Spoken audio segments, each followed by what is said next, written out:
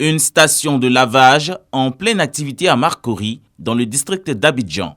Des véhicules sont passés au peigne fin, à la brosse et à l'appareil électrique de nettoyage. Au même endroit, un nettoyeur de haute pression en marche, avec des eaux qui ruissellent de part et d'autre.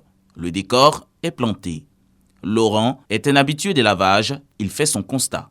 Mais quand on rentre dans un coin de lavage auto, d'abord même le catcher ne mesure pas la quantité d'eau qu'on utilise. Ça fait sortir beaucoup d'eau. Donc sur la violence, le jet d'eau qui sort fait que l'eau est beaucoup gaspillée.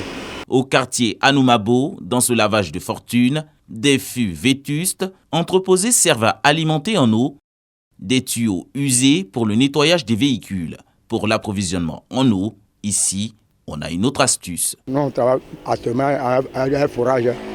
Par la ici, on ne peut pas.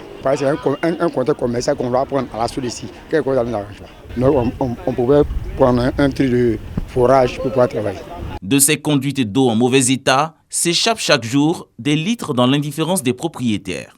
Non loin de là, ce sont des robinets ouverts qui laissent couler de l'eau à un débit souvent au maximum. J'ai fait des barriques pour travailler. Les samedis, dimanches, j'ai fait 7. Souvent, j'ai fait 7. Mais les autres jours, 3 ou bien 2.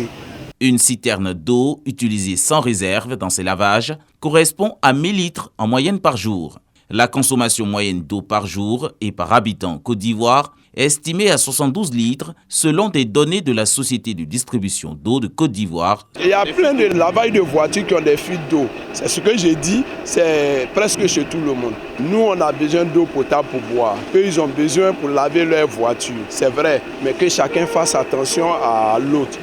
Parce que lui, son gaspillage fait que moi, je ne trouve pas l'eau au quartier.